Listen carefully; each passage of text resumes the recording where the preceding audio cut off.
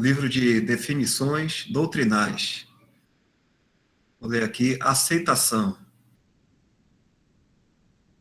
Aceitação. Aceito. É um termo que se refere aos crentes no Senhor Jesus Cristo, sendo trazidos em favor com Deus, por receber a Cristo como seu Salvador. Romanos 5, versículo 2, Efésios 1, 6, John Nelson Darby. Como resultado, eles têm uma nova posição diante de Deus em Cristo, que está além do alcance do julgamento eterno.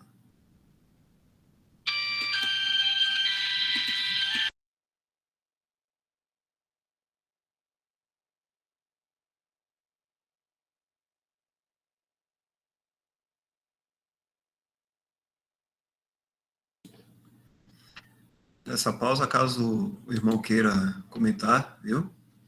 Pode falar, viu, Luiz? Quando eu estiver lendo, não vou conseguir ver você, não. Aí você diz aí no microfone se é para continuar ou não. Vou continuar aqui. Para entender corretamente a aceitação do cristão, é necessário entender primeiro a aceitação de Cristo, pois são uma e a mesma coisa. Não só a obra de expiação de Cristo foi aceita por Deus como aquilo que satisfez as exigências da justiça divina, mas o próprio Cristo foi aceito diante de Deus. Isto é testemunhado na sua ressurreição e ascensão. 1 Timóteo, capítulo 3, versículo 16. Deus o assentou no lugar mais alto no céu, à sua mão direita. Efésios 1, 20 a 21, Filipenses, capítulo 2, de 9 a 11.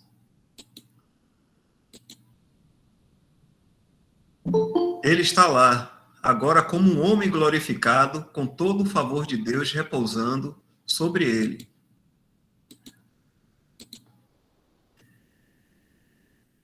A maravilha deste grande fato é que a Bíblia afirma que os crentes no Senhor Jesus estão em Cristo. João 14, 20, Romanos 8, 1, 1 Coríntios 1, 30, 2 Coríntios 5, 17 e etc. Essa é uma expressão técnica usada nas epístolas de Paulo para indicar que o crente está no lugar de Cristo diante de Deus. Assim, a medida da sua aceitação é a nossa. Somos aceitos no amado. Efésios 1, 6.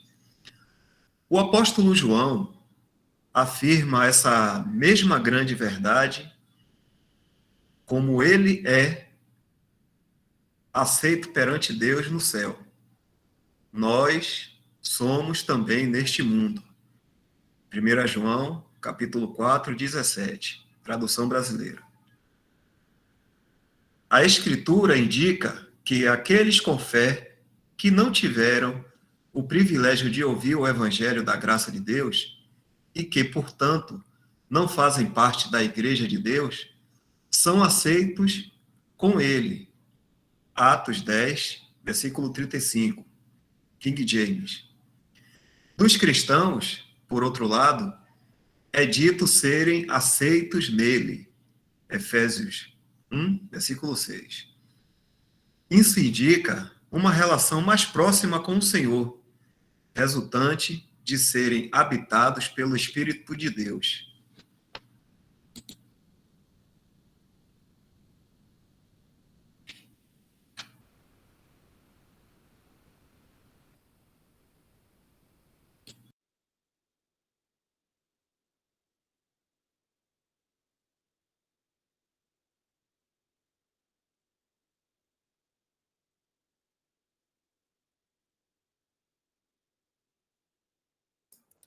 Uma coisa que é algo que nunca houve, né, com o homem até o Senhor vir e fazer a redenção. É essa posição que nós temos em Cristo, né? Essa expressão, né, que o apóstolo Paulo usa, estar em Cristo. As nossas bênçãos estão em Cristo. Nós estamos em Cristo. Um casamento, por exemplo, de um cristão pode ser em Cristo. Então, tudo ela está relacionada à posição que Cristo está hoje e nós, como salvos por Ele, né? Pela sua obra, pela fé na sua obra, né? Na verdade. Então, nós somos trazidos a essa posição. É algo que nenhum homem tinha antes da redenção. Por quê? Porque ninguém estava em Cristo. Né? E hoje nós estamos em Cristo, né? E nesse homem glorificado. O Senhor Jesus, como um homem, ele subiu aos céus. Né? Ele ressuscitado, ele desceu, recebeu um corpo, e ele andou aqui como um homem perfeito, e ele se entregou, e ele ressuscitou como um homem, e ele ascendeu, né, ou subiu aos céus como um homem. E como um homem, ele sentou-se à direita de Deus. Então, existe hoje um homem no céu, coisa que nunca houve antes, né? Nós vemos Elias sendo arrebatado, nós vemos Enoque, né? Elias sendo levado, né? Enoque sendo arrebatado, mas ninguém foi ao céu, né? E o único que está hoje, o único homem que está no céu é o Senhor, ressuscitado, glorificado e assentado hoje à direita de Deus, né? E essa é a posição que nós temos, né? Essa posição em Cristo. É uma posição que nunca nenhum santo teve e nenhum santo vai ter depois do arrebatamento.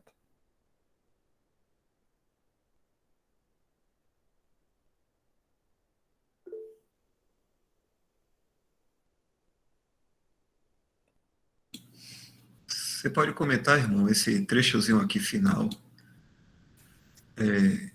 A Escritura indica que aqueles com fé que não tiveram o privilégio de ouvir o Evangelho da graça de Deus e que, portanto, não fazem parte da igreja de Deus, são aceitos com Ele.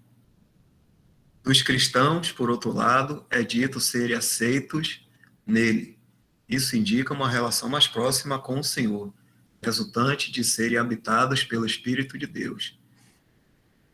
Esse comecinho aqui que fala de pessoas que têm fé, mas não tiveram o privilégio de ouvir o Evangelho da graça de Deus.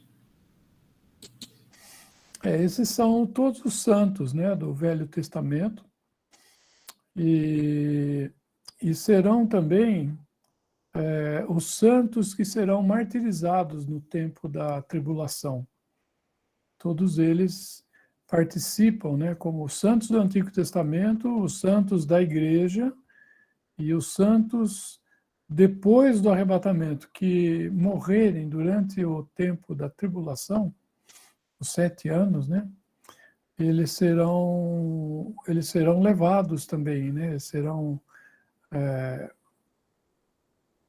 eles participarão da esfera celestial do reino de Cristo, que é conhecida como reino do meu Pai.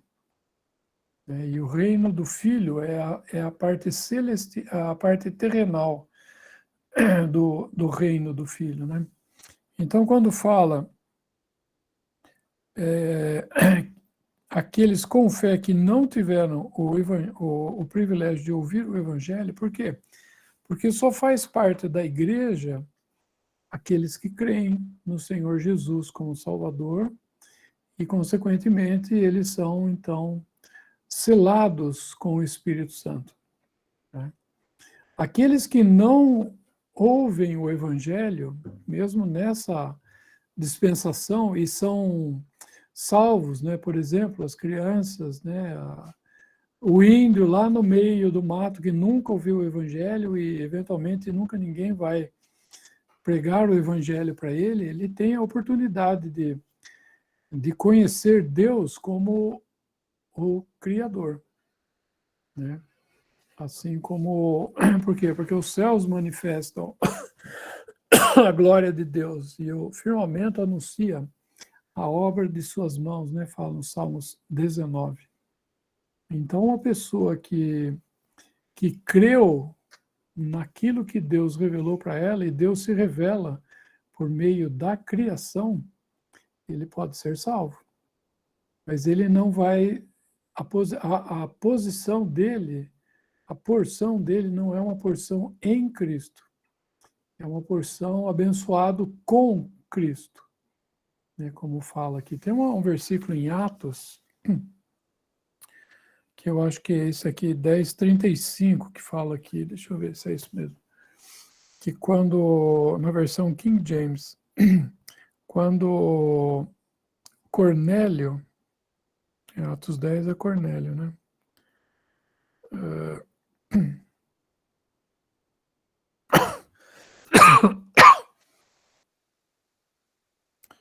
Como é que fala aqui?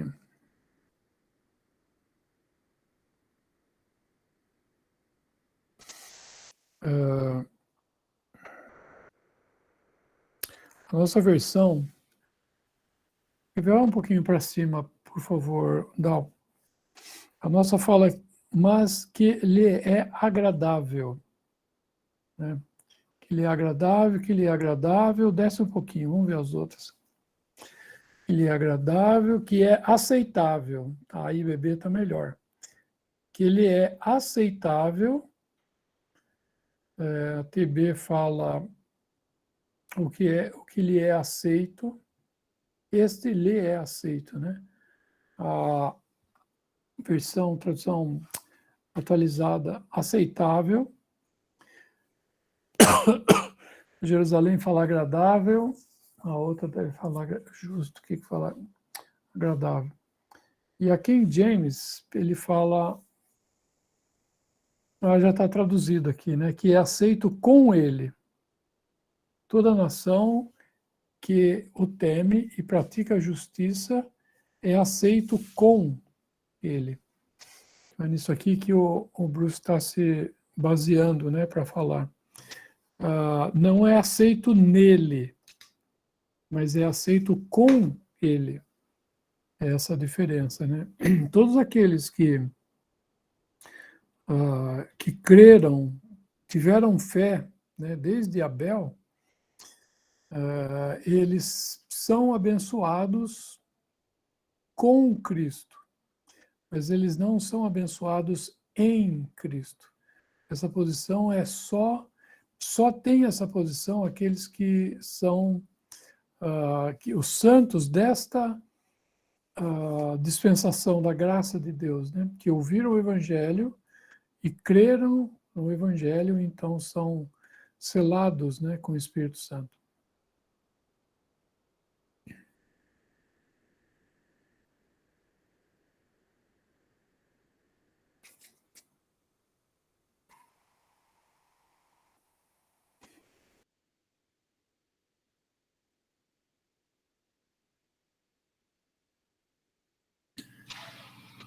Muito bom, irmão. Então vamos lá, né?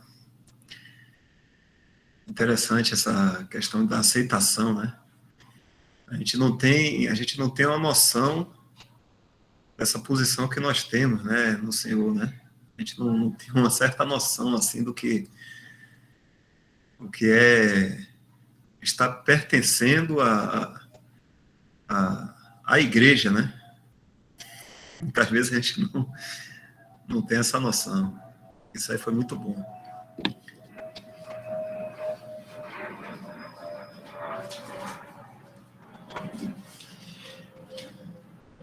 Os irmãos gostariam de fazer mais alguma pergunta aí? Michel levantou a mão aqui. Eu tenho, Dal. Boa noite aos irmãos. Irmão Luiz, eu fui ler recentemente no livro Definições, inclusive foi um tema que o irmão sugeriu para que eu lesse, que é o tema de adoção, que inclusive tem relação com esse tema da aceitação.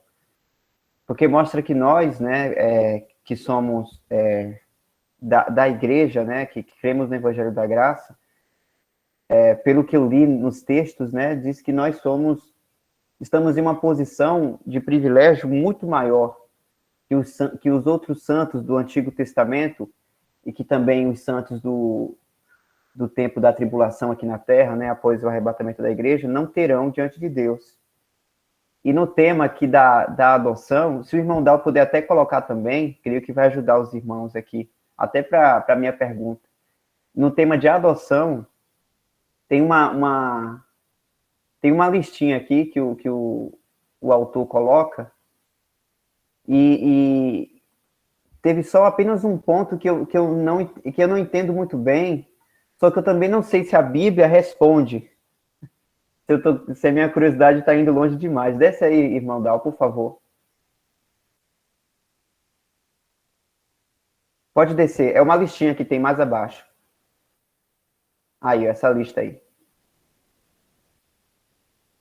Essa posição do filho, que se trata da aceitação, é o que a gente acabou de ler, né? Que nós estamos, o pai nos vê na mesma posição que o seu filho. Então, estamos nessa mesma posição também. A vida do filho, que também é a vida eterna, e foi um ponto que eu tive dificuldade de entender, porque eu penso assim, ora, os santos do Antigo Testamento também não vão ter vida eterna, mas aí, quando eu fui ler o termo, fui perceber que é muito mais do que a maioria dos cristãos entende o que é vida eterna, né? Só que quando fala dessa questão da liberdade do filho diante do pai, ou seja, nós temos uma liberdade diante do pai que os outros santos não têm. Só que a minha dúvida é o seguinte, lá, quando nós estivermos no céu, nós vamos ter essa liberdade com o pai, os outros santos não terão, eles serão limitados, né, nesse tipo de relação. Eu queria que o irmão explicasse esse ponto, porque quando eu estava pensando na perspectiva terrena, por exemplo, os santos do Antigo Testamento não tinham conhecimento do pai e do filho. E nós aqui na Terra, nós já desfrutamos dessa verdade. Só que eu penso que os santos do Antigo Testamento, quando foram ao céu, eles foram revelados isso a eles. Só que eu não sei se isso é bíblico ou não. Eu não sei se eu estou planejando bem a minha pergunta. O irmão conseguiu entender onde eu estou querendo chegar para perguntar? Acho que sim, Michel, e é uma boa pergunta, sem dúvida. Quer ver? Vamos ler um versículo no Evangelho de Lucas. Evangelho de Lucas, eu acho que é 18.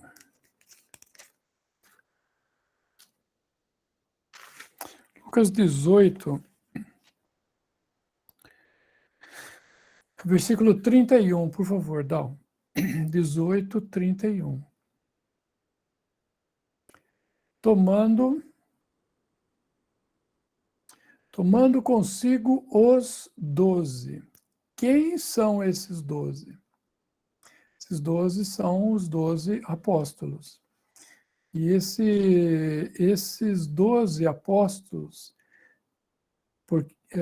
lendo um pouquinho mais, e disse-lhes: Eis que subimos a Jerusalém, e se cumprirá no Filho do Homem tudo o que pelos profetas foi escrito. Então, essa vez aqui que o Senhor estava subindo para Jerusalém, era a última vez que ele estava subindo para Jerusalém, enquanto ele, aqui na terra, estava sendo rejeitado. A próxima vez que ele aparecer em Jerusalém, vai ser com os seus pés sob o Monte das Oliveiras. E quando ele vier, na sua aparição. Então, essa aqui foi a última vez que ele entrou na cidade de Jerusalém, né? Como filho, só que rejeitado. Então, esses 12 aqui que a gente está comentando, são os 12 apóstolos. E esses 12 apóstolos já estavam aproximadamente 3 anos e meio andando com o Senhor, ouvindo as coisas que o Senhor falava, etc. Vamos ver o versículo 32, Dal, por favor. Então, o Senhor falou, Filho do homem, vai se cumprir no Filho do homem tudo o que pelos profetas foi escrito, pois há de ser entregue às gentes e escarnecido, injuriado, cuspido, e havendo-o açoitado, o matarão, e ao terceiro dia ressuscitará. Pergunto, vocês entenderam o que eu falei? Michel, você entendeu o que eu falei? Você entendeu essas coisas que iam acontecer? Entendi, irmão. Está claro. Olha o versículo 34. E eles, os 12, nada disso entendiam. E esta palavra lhes era encoberta, não percebendo o que se lhes dizia. Os apóstolos não entenderam o que o Senhor falou. Coisa que, havendo açoitado, escarnecido, injuriado, cuspido, havendo açoitado, o matarão e ao terceiro dia ressuscitará. Não é isso que aconteceu? Não é isso né? A grande história, né, da graça de Deus em Cristo nos salvando, né? Nós temos capacidade para entender. Eles não entenderam o que o Senhor tinha falado para ele. Por quê? Pergunta. Por quê? Não lhes foi revelado? Por que que eles não... Por que que não foi revelado a eles? Isso, não foi revelado a eles. Mas por quê? Porque não era no caráter? Não, não era o momento? Não era para eles no momento? não era o momento. Quando que foi o momento?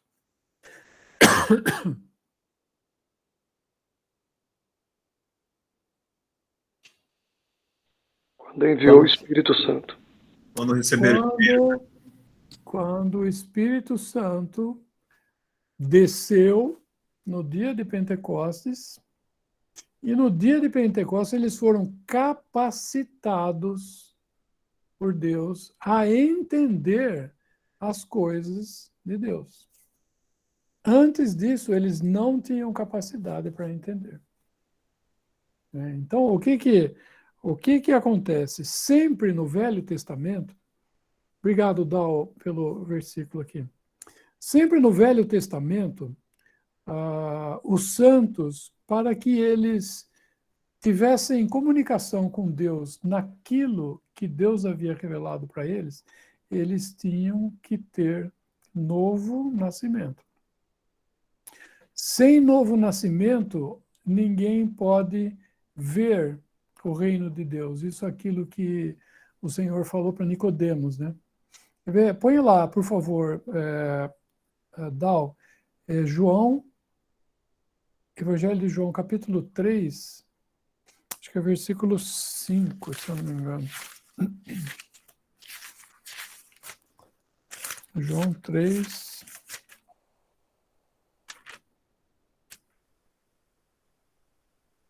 Versículo 2, João 3, 2. Olha que interessante. Este foi chamado Nicodemos, príncipe dos judeus. Havia um homem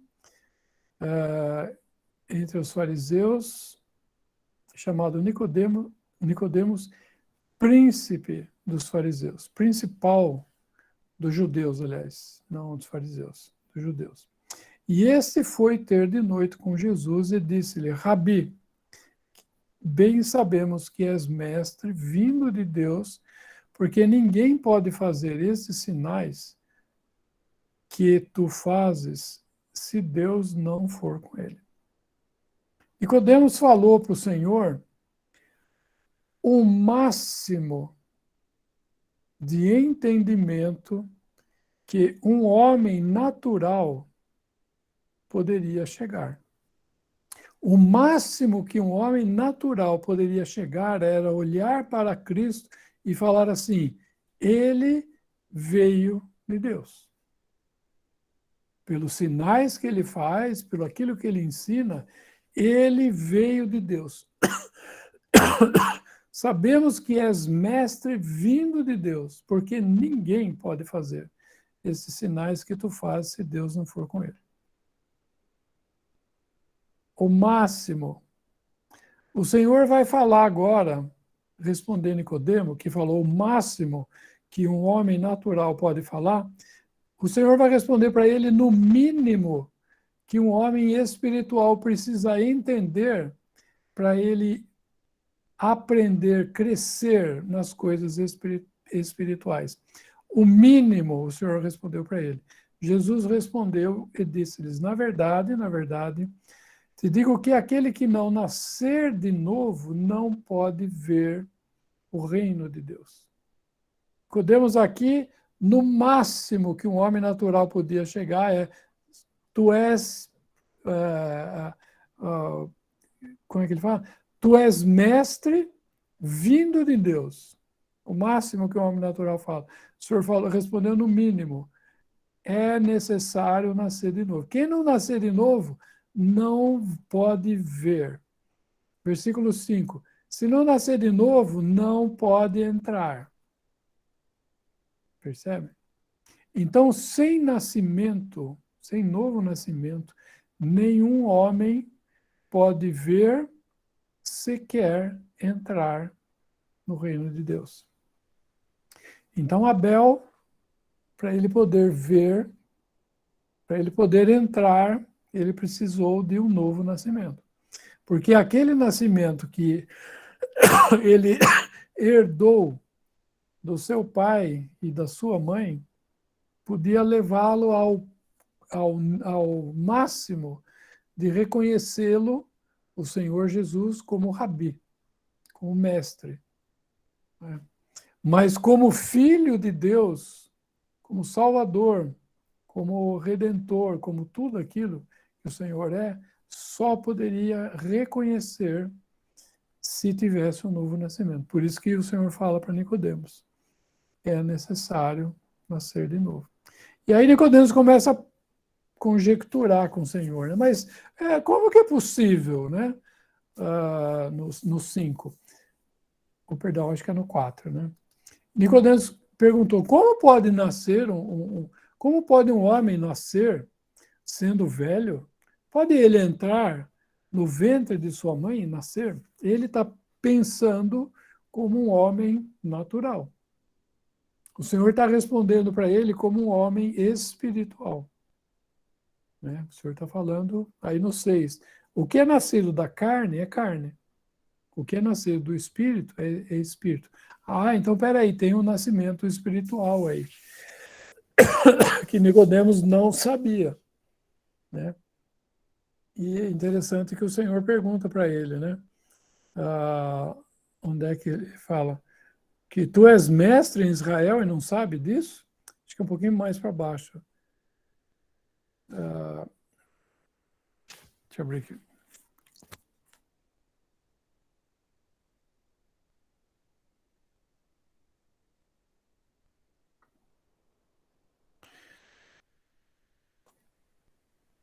É no 10. No 10. Jesus respondeu: tu és mestre em Israel e não sabes isso?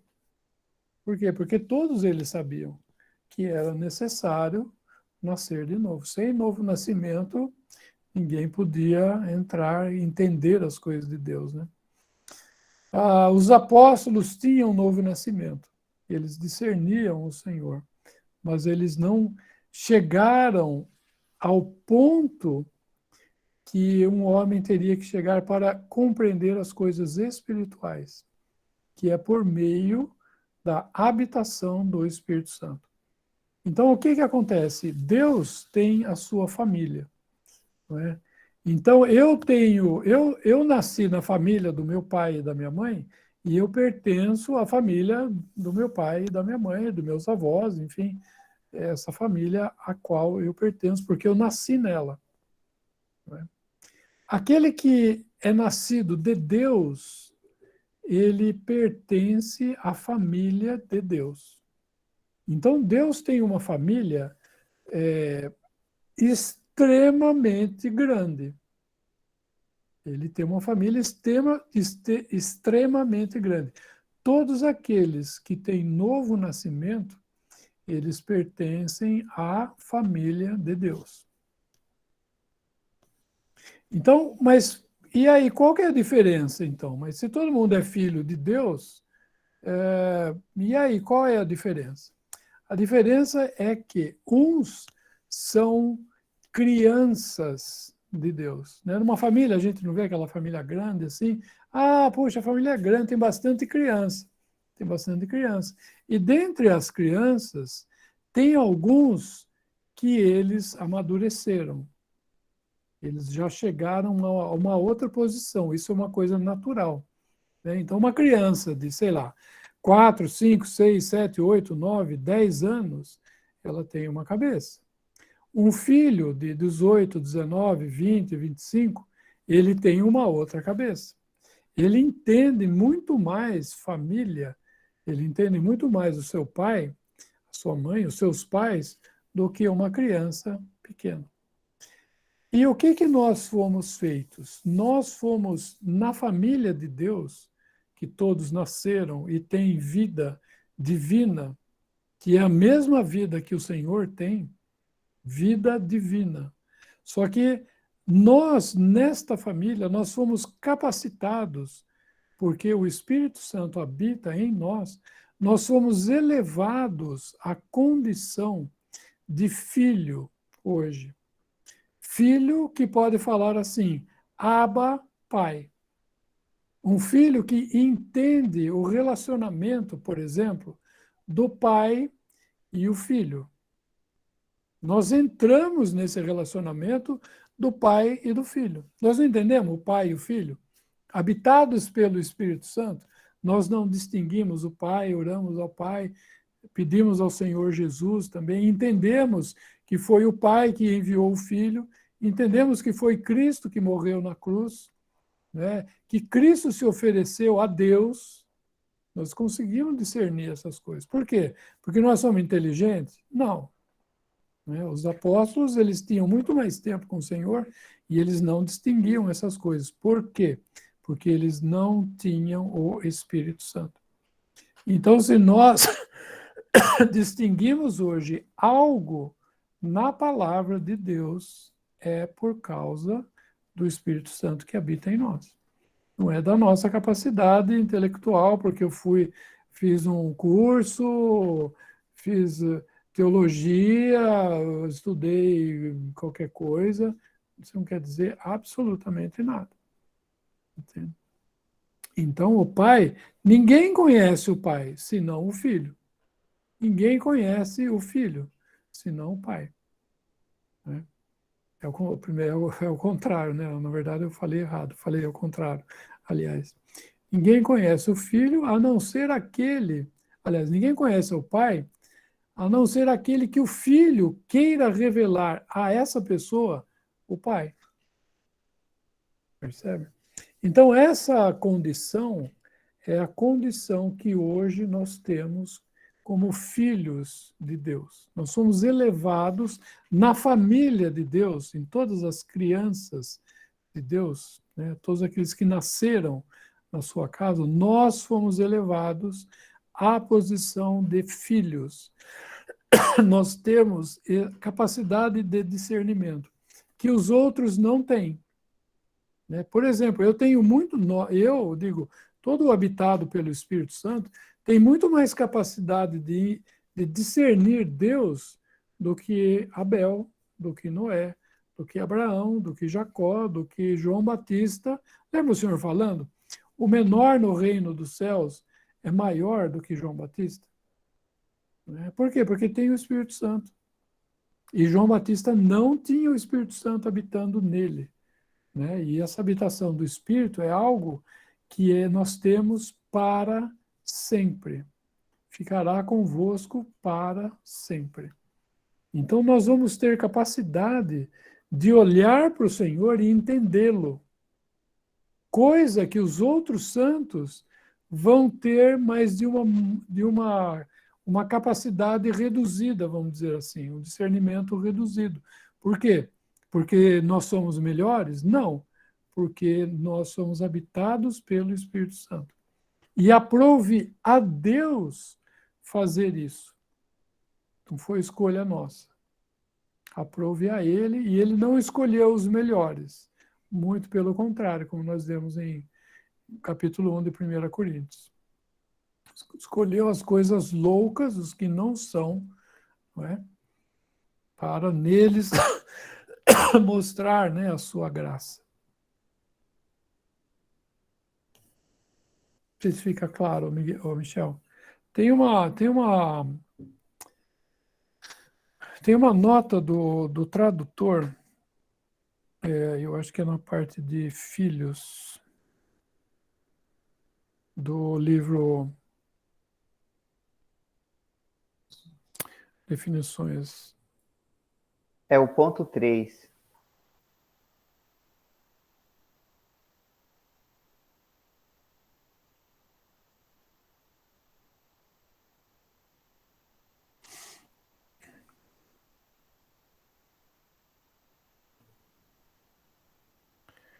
Onde é que está essa definição aqui? Essa nota. É no tema adoção, eu creio que seja a terceira nota, que ele vai explicar as palavras em grego do nascido de Deus e filho de Deus. Ah, é? Tá, então deixa eu ver aqui. Adoção, terceira nota. Ah, então abre aí, o da Osh deve estar ali embaixo, não tá?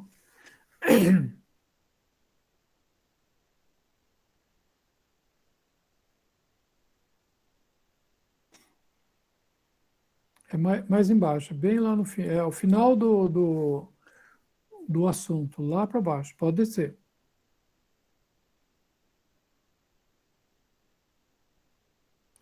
Pode até o fim, Dal. Ó, isso aí, ó, essa nota 3 aí, ó. Talvez seria, acho que interessante ler isso aí, Dal.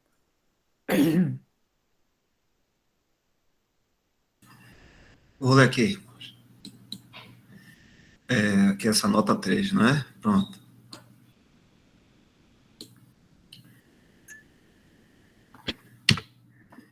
É de vital importância perceber a grande diferença entre os termos nascido de Deus, huios, em grego, e filho de Deus, teknon,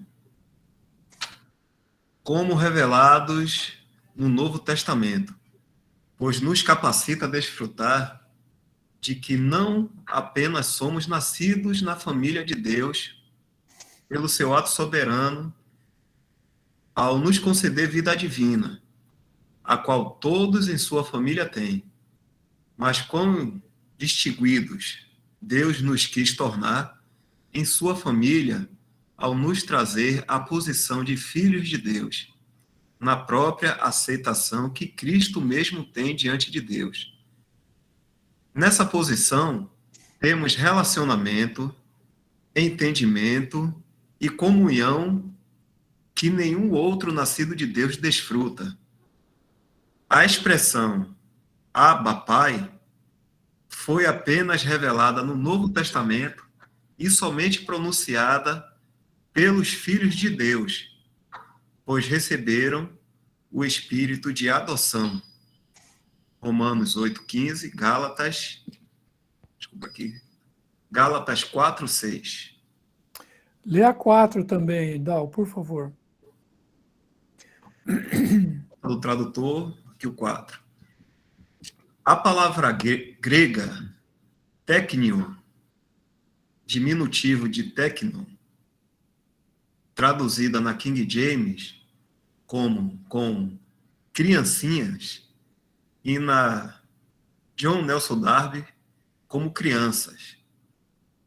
É empregada em 1 João 2:1, 12, versículo 12, 20, 28, capítulo 3 também, versículo 7, 18, capítulo 4, versículo 4, capítulo 5, versículo 21, no Evangelho de João, capítulo 13, versículo 33, Gálatas também 4, versículo 19. E, conforme nota de rodapé da versão John Nelson Darby, em 1 João 2, no versículo 1, é um termo de afeto paterno que se aplica aos cristãos, independentemente do crescimento. A palavra grega paidion, traduzida na King James e John Nelson Darby como criancinhas, é empregada nos capítulos 2, versículo 13 e 18 de 1 João, e significa os que são imaturos na fé, como em 1 Coríntios 14, 20. Em todas as versões em português, todos esses versículos são traduzidos como filhinhos, indistintamente.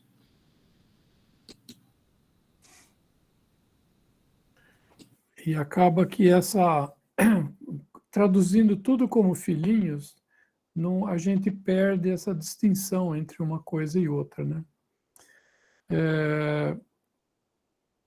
Nós somos, né, como filhos de Deus, como Paulo fala, né, aos Coríntios, né, ele fala assim: não pude falar a vós como espirituais, mas como a carnais, como a meninos em Cristo. Né? O Darby e a King James fala como bebês em Cristo. Por que bebê em Cristo? Porque não cresceu. Não cresceu não porque acabou de se converter. Não cresceu porque não se esforçou nas coisas do Senhor. Não se alimentou bem. E aí não cresceu. Não é? Então, por exemplo, uma pessoa, quando a gente vê em 1 João, ali nós vemos dos filhinhos, dos mancebos e dos pais. Né? Então, normalmente a pessoa se converte, ele é considerado um filhinho na família de Deus, por quê? Porque ele acabou de chegar, vamos dizer assim. Ele está engatinhando nas coisas de Deus, né? Acho que é capítulo 2, né? 1 João 2. Eu acho que é mais para frente. Desce um pouco mais, não. Mais um pouco. Acho que deve ser 8, 9, 10, por aí. Não, mais ainda. Aí. 12. Filhinhos, né? Depois tem pais, no 13, e mancebos. Então, quando a pessoa... Interessante falar duas vezes, né? Filhinho, vamos colocar na ordem. Filhinho, mancebos e pais. A outra ordem é no 14, né? No 14 fala assim, ele fala pais, depois ele fala mancebos, e depois, no finalzinho do 11, ele fala filhos. Né? Então, a ordem normal de uma pessoa que se converte, a primeira coisa,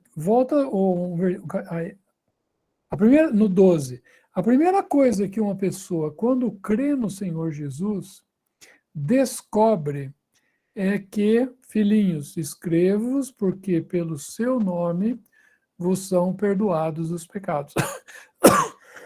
A primeira coisa que a pessoa percebe é que os seus pecados foram perdoados. Ele não conhece mais nada. Ele conhece, sabe que ele foi perdoado. E aí ele vai se alimentando, tomando leite, né? Tomando leite, ficando forte, ele vai chegar no final do versículo 13. Eu vos escrevo, filhos, porque conhecestes o Pai. Olha que interessante. Ele saiu do perdão dos pecados e agora ele conhece que ele tem um Pai. Ele conhece o Pai. Então, isso é algo que normalmente acontece. A pessoa percebe que é perdoada e daqui a pouco ele percebe que ele tem um pai. Depois, o que ele vai acontecer? Ele vai continuando se alimentando, ele vai ser um jovem, agora um mancebo. Né? O que o mancebo fala? Versículo 13. Mancebos, escrevo-vos porque venceste o maligno. Sabe o que acontece quando a gente sabe que os nossos pecados são perdoados? Depois que nós conhecemos o Pai, sabe qual é a próxima coisa que acontece? Uma prova da carne. Para a gente entender que nós não resolvemos o problema quando nós cremos. A gente, puxa, agora eu sou perdoado, puxa, que bom, agora eu creio no Senhor, sou salvo, sou cristão, meu pai está no céu e agora resolveram os problemas. E aí ele vai e peca. E agora? Puxa vida, então eu acho que eu não me converti, não é possível. Como é que meu pai vai pensar? Mas eu não fui perdoado? E o meu pai? E agora? E esse problema? E aí ele começa a ler a palavra de Deus, começa a ficar forte e vai chegar ao ponto de vencer o maligno. Isso é um cristão que está julgando a sua carne. Ele se converteu, perdão de pecados, conheceu que agora tem um pai, e ele agora está julgando a sua carne. E ele continua crescendo, continua se esforçando nas coisas de Deus, comendo comida um pouco mais sólida, não está mais tomando leite, está começando a procurar coisas mais consistentes na palavra de Deus. E o que ele vai chegar agora? Segunda fase do mancebo, versículo 14. Eu vos escrevi, mancebos, porque sois fortes. Olha só. Um pouquinho mais embaixo aí, Dal. Isso. Eu vos escrevi, mancebos, porque sois fortes. Entende? Então ele venceu o maligno e agora ele está ficando cada vez mais forte. E a palavra de Deus está em vós. Agora ele está se exercitando na palavra de Deus. E a terceira coisa, e já vencestes o maligno. O maligno não vai deixar esse mancebo. Começo da vida dele, venceu o maligno, e depois ele agora está crescendo, está ficando forte, a palavra de Deus está nele, e o maligno está ali, a carne sempre está nos testando, irmãos. Nós precisamos julgá-la e colocá-la no seu lugar de morte. Tá? Mas agora nós não somos mais criança, nós não estamos mais tomando leite. Nós não sabemos só a respeito da salvação. Nós não sabemos só a respeito do Pai. Nós conhecemos a palavra de Deus. E estamos nos fortalecendo nela. E vencemos por ela o maligno. Assim como o Senhor venceu pela palavra de Deus o maligno na tentação. Qual é, então, agora nós vamos passar para o Pai. Vamos ver a primeira fase do Pai. Versículo 13. 13 não, acho que é 12, né? É 13. Pais, então agora saiu de uma criança, passou por um jovem, agora chegou no pai. Pai, escrevo-vos, porque já conhecestes aquele que é desde o princípio. Quem que é desde o princípio? Pergunta. Jesus. Senhor Jesus Cristo, ele é desde o princípio. Então, eu não conheço só o Pai, agora eu conheço o Senhor. E é diferente isso. Eu conheço o Senhor. Eu conheço, que está, paz, 13, né? Escrevo-vos porque conhecestes aquele que é desde o princípio. E aí o pai continua na sua crescimento como pai, agora agindo como adulto. Ele pode ser jovem na vida, mas ele está agindo como adulto, um cristão adulto, né? Segundo, vamos ver aonde agora esse cristão adulto, onde que ele está? No versículo 14. Pai, ou melhor, eu vos escrevi, pais, porque já conhecestes aquele que é desde o princípio.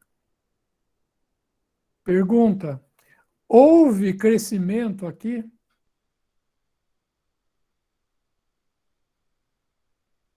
Veja lá a primeira vez, versículo 13. Pais, escrevo-vos, porque conhecestes aquele que é desde o princípio. 14. Eu vos escrevi, pai, porque conhecestes aquele que é desde o princípio. Teve crescimento aqui? Sim ou não? Pergunta. Esse que deve estar firmado, irmão, já. Não houve, porque o Senhor, né? Por que não houve? Ele conheceu o Senhor.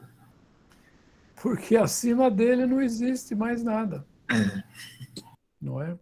Ele vai, lógico que esse pai, ele vai conhecer mais profundamente o Senhor. Mas ele chegou no conhecimento do Filho de Deus. Lembra Paulo lá em Filipenses, que ele fala que ele reputou tudo por perda para que ele conheça o Senhor, para que possa conhecê-lo e a virtude da sua ressurreição, né? A palavra fala. Então, isso é o cristão crescendo, né? Então, às vezes, o que acontece? Às vezes a gente encontra, né, um irmão que se converteu já, sei lá, há 20 anos. Né? Infelizmente, isso é por falta de ensinamento, de sã doutrina. E às vezes a gente conhece um irmão que há 20 anos ele já é convertido e que mal ele tem certeza de que ele é salvo. Mal ele tem certeza do ponto 1 do Filhinhos, que é vocês foram perdoados. Entende? Então, todo esse crescimento aqui, ele ainda não adquiriu. Né? Então, isso é muito importante. Por isso que, às vezes, a gente ouve as pessoas darem valor extremo para a salvação. E é verdade, irmão. Salvação é de extrema importância. Mas a salvação é apenas o primeiro passo na vida cristã. A salvação não é o fim. Ah, a pessoa foi salva. Puxa, então agora ótimo, ela está salva. Sem dúvida, ótimo que a pessoa esteja salva. Mas agora tem todo um crescimento na vida dela. Né? E nós devemos ter essa consciência e buscar conhecimento.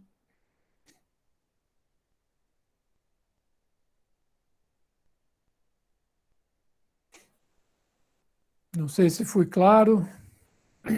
Foi sim, irmão. Então, só para concluir daquela pergunta que eu fiz, então quer dizer que na eternidade, esses santos que não são habitados pelo Espírito Santo, eles não vão ter o conhecimento, então, do Pai.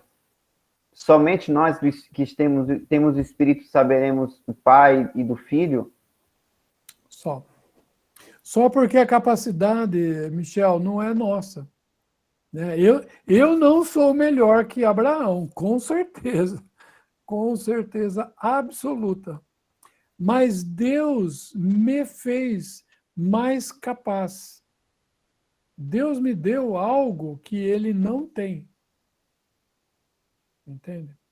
Então eu tenho uma capacidade de compreensão que ele não tem.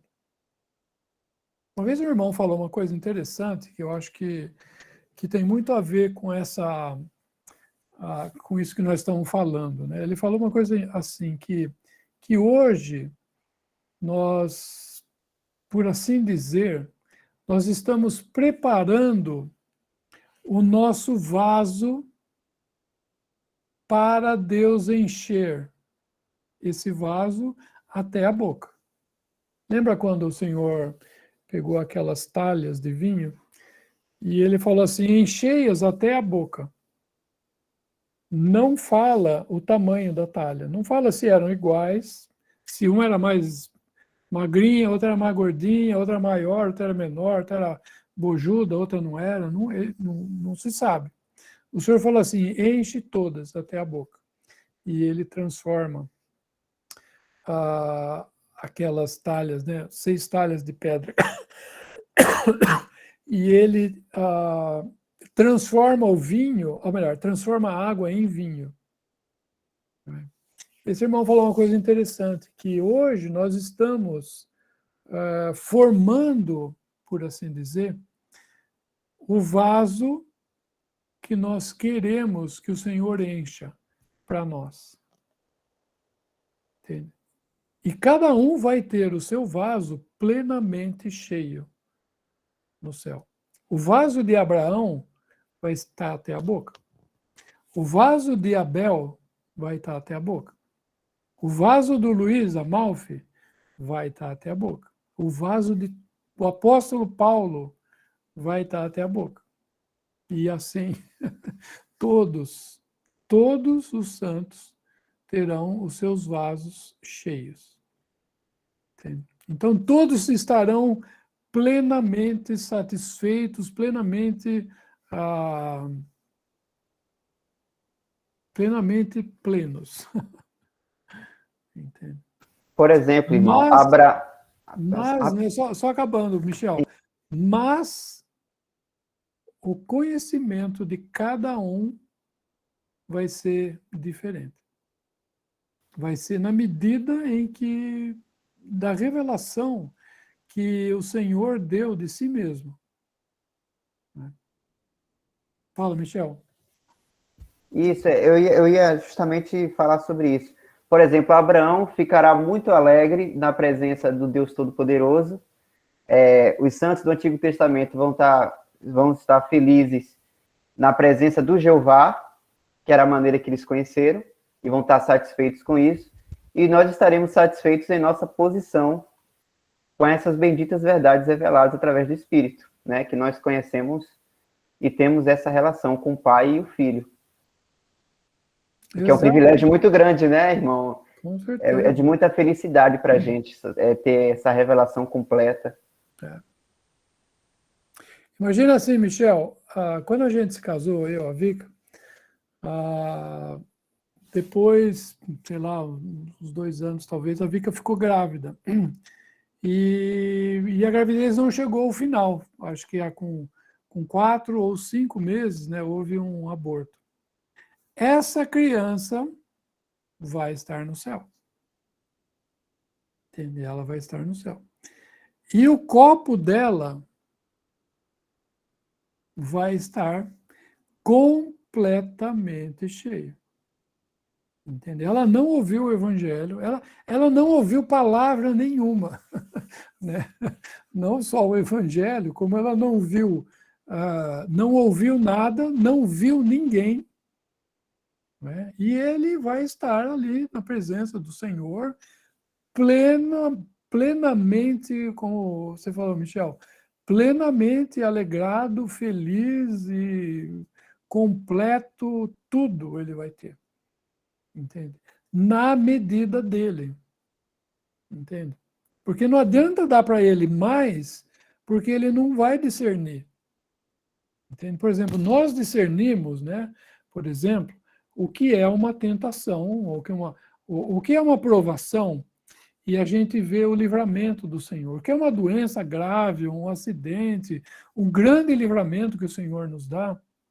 E às vezes um problema que nós estamos tendo e a gente ora para o Senhor, daqui a pouco o Senhor obra uma maravilha e nós ficamos de boca aberta, entendeu? Então, o conhecimento que cada um de nós tem do Senhor é diferente. Então, esse nosso filho, vamos dizer, ele não teve nada disso, entende? Mas, mesmo assim, ele tem uma medida, ele tem um copo, e esse copo vai estar cheio. Percebe? Então, cada um vai estar plenamente... E não vai ter competição, sabe? Não vai ter assim, puxa, o copão desse, o copo desse, o copinho daquele, aquele não conheceu, esse conheceu. Não vai existir isso. Nós não vamos olhar para os outros, nós vamos olhar para ele. E tudo aquilo que possa haver em mim, na verdade, irmão, não é meu. Porque o meu, aquilo que é natural em mim, não prestou para as coisas do Senhor.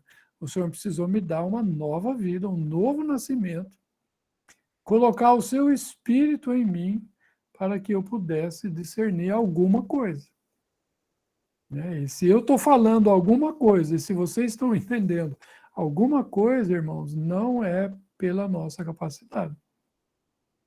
É por aquilo que Deus quis fazer com que nós pudéssemos desfrutar dele, conhecer do Senhor, né?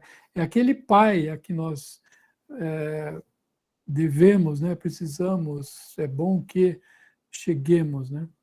Conhecer aquele que é desde o princípio.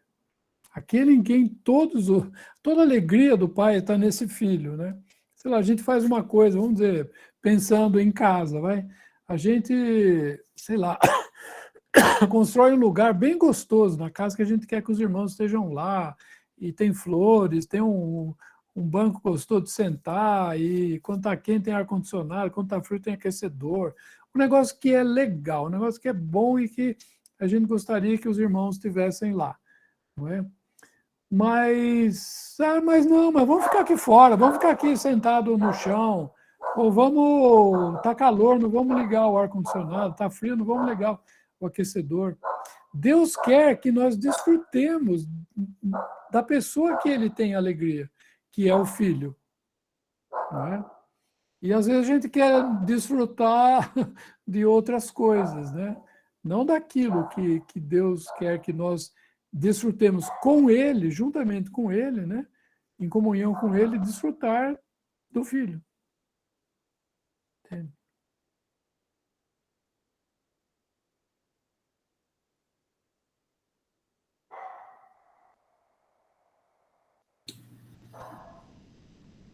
O irmão Diego, aquele... só pediu licença aqui a José Nilton, que levantou a mão. Talvez aqui esteja no assunto já recorrente também. Diego Dias, ele pergunta, mas e no caso Moisés e Elias? Eles não estavam conversando com o Senhor no Monte da Transfiguração? Agora, eu não sei em que sentido ele está perguntando, não sei se foi no comentário de Michel, sobre a questão do conhecimento do Senhor e Jeová, alguma coisa assim. Se algum irmão entendeu aí, se o irmão entendeu, pode ir. Ele falou isso mesmo, na questão de Jeová e na questão do Senhor Jesus. Escrever, abre em Lucas.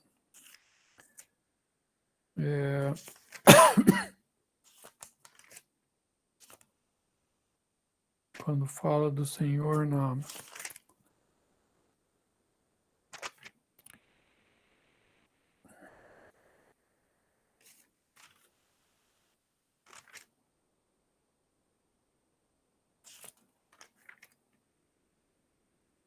Onde é que fala mesmo? Não me lembro aqui.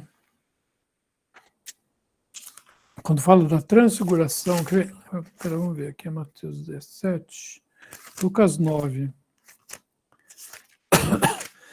Lucas capítulo 9.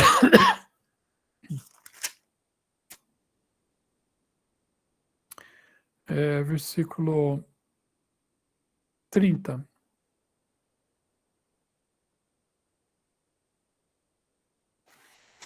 E eis que estavam falando com ele 2 varões, que eram Moisés e Elias, os quais apareceram com glória, ou em glória, né? Seria a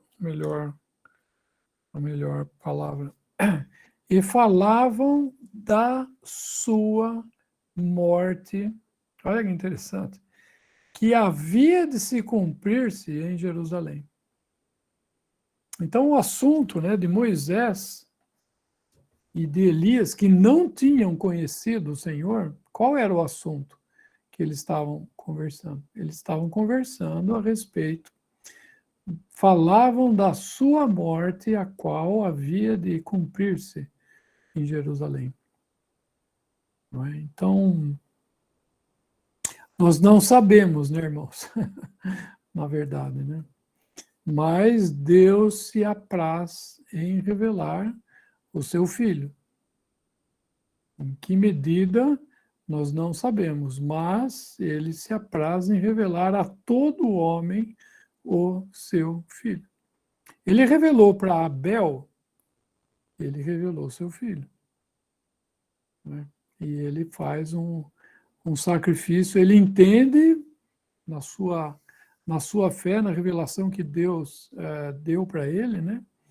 Ele entende aquilo e oferece um animal, né? Oferece sangue, né? Figura de Cristo. Então, a gente não sabe, mas Deus tem a alegria de revelar o Filho a todo homem. No milênio, o que vai acontecer? O Filho vai ser revelado. E a revelação vai ser física, vamos dizer assim. Todo olho o verá. Todo olho verá e todos irão, né, as nações irão anualmente a Jerusalém para serem abençoadas. Né? Não sei se isso ajuda a resposta, irmão. Ô, irmão, e para complementar também, Elias e Moisés talvez soubessem já dessa profecia, porque no Antigo Testamento eles tinham ciência que o Messias precisaria morrer, que ele iria morrer. Eles tinham ciência disso, né? Talvez não soubessem que seria o próprio Jeová, mas isso está nas profecias, tanto de Isaías e tal, e nos outros livros. Às vezes o profeta fala, Michel, mas ele só fala, ele não entende. Né? Por exemplo, você vê Daniel, né? Daniel, ele escreveu, né? Fala, acho que lá no capítulo 12, né? E aquelas coisas na cabeça dele estavam girando, e o Senhor fala uma coisa interessante, capítulo 12,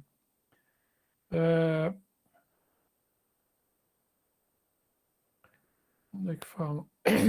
Deve ser o verso 8. Isso mesmo.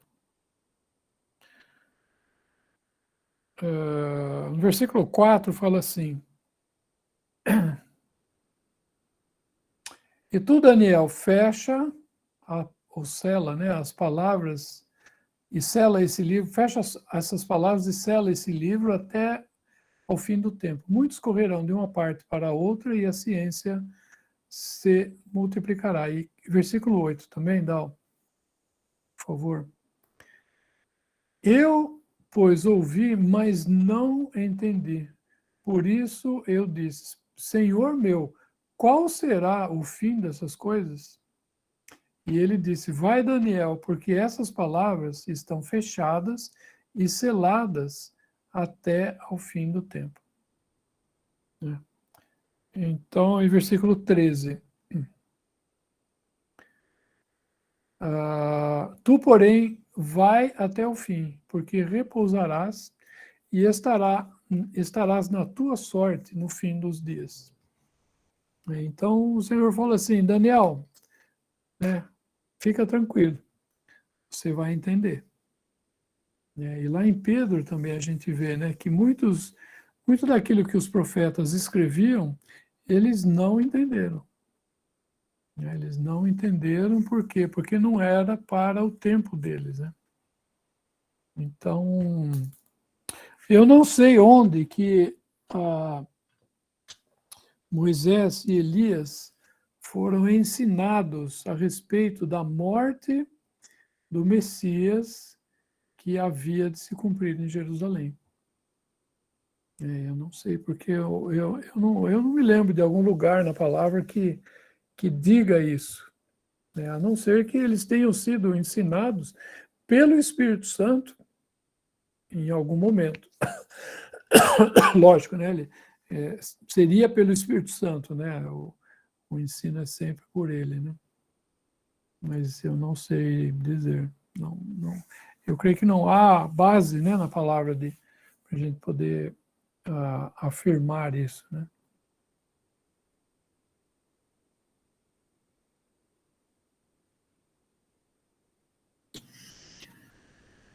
José Nilton, deixa eu ver aqui.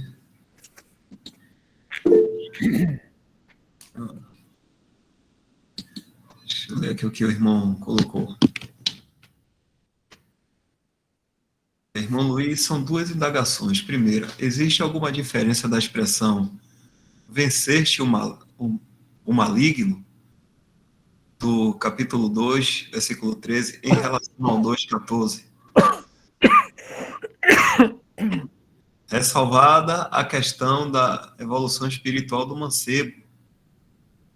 E a segunda questão, eu vou ler só essa primeira aqui, para você responder. Ele Porque fala a segunda. Vou ler de novo, irmão, aqui. uma de cada vez, senão confunda a cabeça do velho. Alguma diferença aqui? São duas indagações. Primeiro, existe alguma diferença da expressão vencer-te o maligno, do capítulo 2,13, em relação ao 2,14, ressalvada a questão da evolução espiritual do mancebo? Vou compartilhar aqui de novo.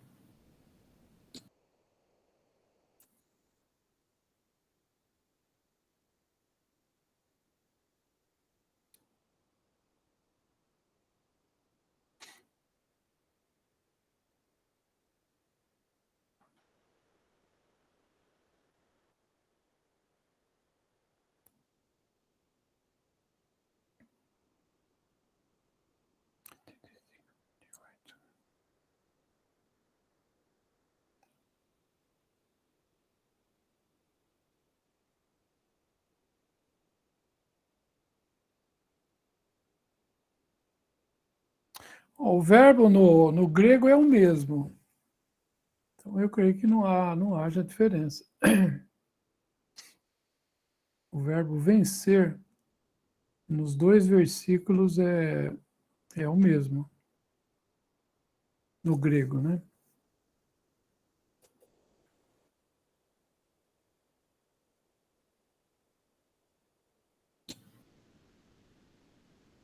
Agora eu vou falar a segunda. E a segunda questão é: o irmão perguntou quem era aquele que estava no princípio, reportando em 1 João 2,13. Desculpe, o Evangelho de João, capítulo 1 e 17, capítulo 17, versículo 5. Entendo que pode ser tanto um Deus quanto o outro, Jesus Cristo. Correto? Melhor reler. Só que não é o que nós estamos falando, né? Deus, é lógico, o Pai, o Filho e o Espírito Santo são Deus e sempre estiveram juntos, né? Mas aqui, quando o que nós estamos falando, quando fala o que conhecesse desde o princípio, né? Como o irmão mesmo que perguntou, ele já respondeu na própria pergunta, né? É no contexto de 1 João, né? O que conhecemos desde o princípio, né? Põe lá em 1 João 1:1, por favor, Dal.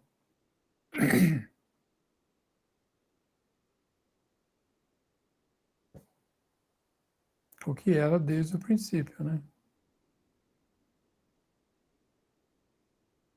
Quem era desde o princípio? O irmão, acho que o Isaac respondeu, é o Senhor, né?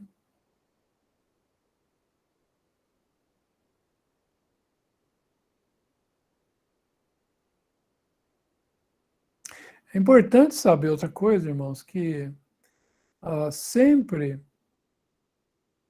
o canal de Deus se revelar é o Filho. Né? Deus resolveu, por assim dizer, né, se manifestar no Filho, ou em Filho, seria a melhor palavra. Né? Ele decidiu, Deus, né, o Pai, o Filho e o Espírito Santo, decidiu se manifestar em Filho.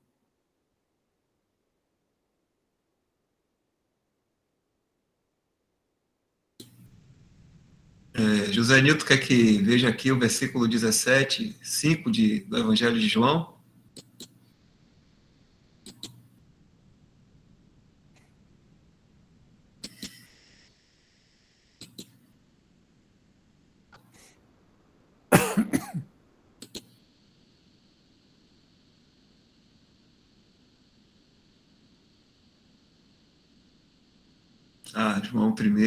João capítulo 1.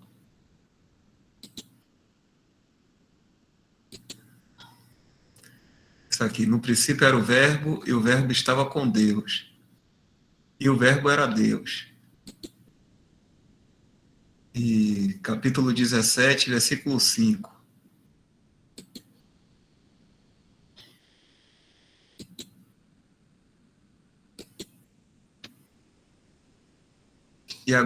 E agora, glorifica-me tu, ó Pai, junto de ti mesmo, com aquela glória que tinha contigo antes que o mundo existisse.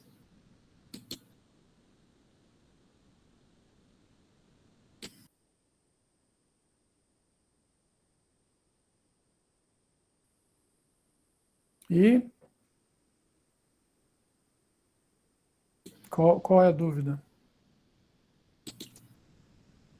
E qual seria a dúvida, Nilton, aqui, no caso mesmo?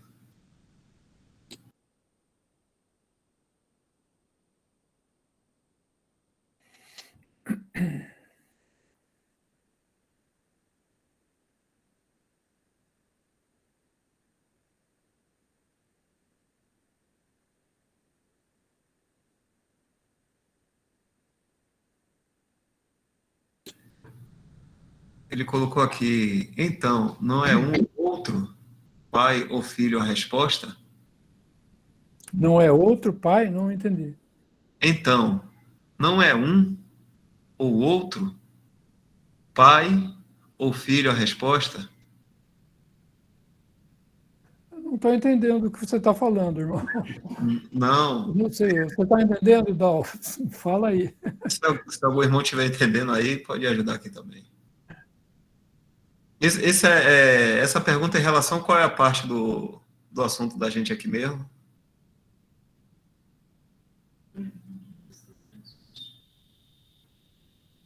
Sobre conheceste.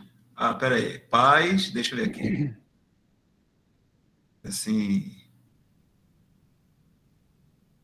Que o irmão fala sobre o pai. Deixa eu colocar aqui. Pais. Deixa eu botar o versículo aqui de novo, irmão. Peraí, ó. Só um momento. Ô, Dal, eu tô achando que o irmão Luiz perguntou quem era que estava no princípio. Aí nós respondemos, Jesus. Parece que a dúvida dele, que nesse versículo aí tá falando, no princípio era Deus e era Deus, né? Lá em João 1. Aí Nicá tá falando que é Jesus, que é Jesus que estava no princípio. Ele tá achando que é como se fosse outro Deus. Não, acho que pai. não, irmão. Está confundindo o assunto. O Evangelho de João 1:1 é o verbo estava com Deus, e o verbo era Deus, era o próprio Senhor, né? Acho que... Vamos para a próxima lá, Dal, senão vai confundir as coisas. Acho que ele está perguntando sobre isso aqui, nesse momento que o irmão falou, sobre esse crescimento, quando a pessoa conheceu o Senhor. Ou seja, Como é que está sabendo aí que esse que é aquele desde o princípio está falando que é o Senhor? Porque existe lá em João também sobre isso, né?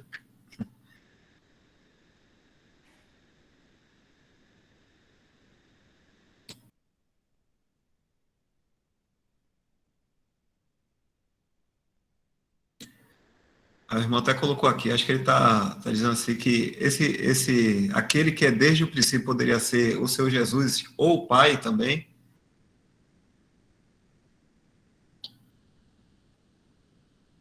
Os dois. Irmão José, quando é dito no princípio, o foco está sendo na pessoa do Senhor Jesus e não focando no Pai nem no Espírito Santo, porque até o Pai se deleita no Senhor. Então então o desejo dele é que as pessoas conheçam que ele é desde o princípio. Eu acredito que é esse ponto. Quando fala, ele estava no princípio com Deus, conheceste aquele que é desde o princípio, está falando do Senhor Jesus.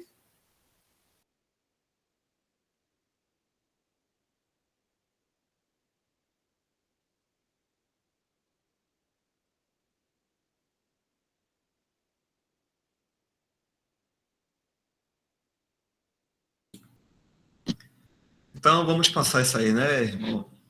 Hein, Luiz?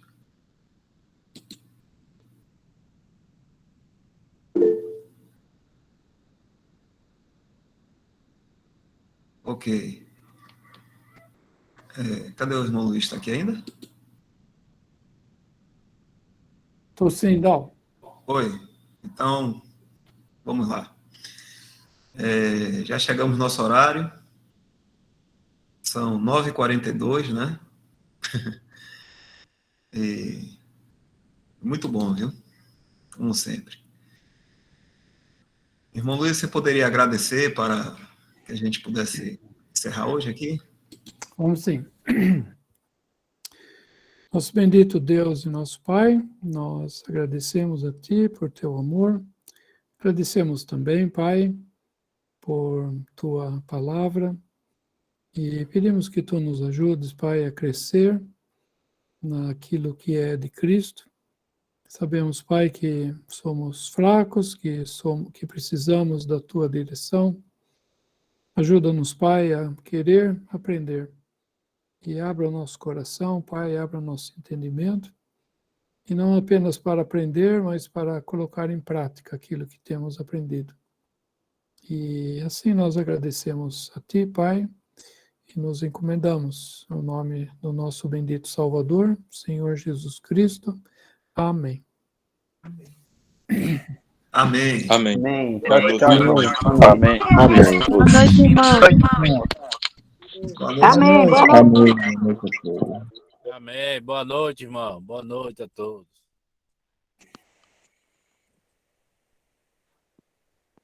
Amém. Boa noite a todos. Tchau, boa noite.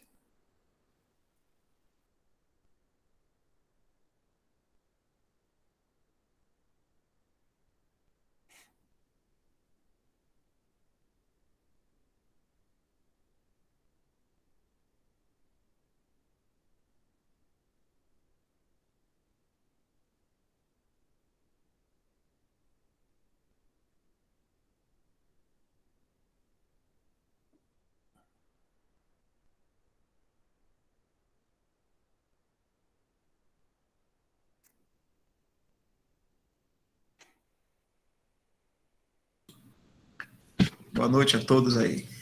Boa noite, irmã Vica, Luísa Malfi. Tchau, Dal, até mais. E semana que vem, se o senhor permitir, vai estar? Vamos, se eu permitir, estaremos aqui.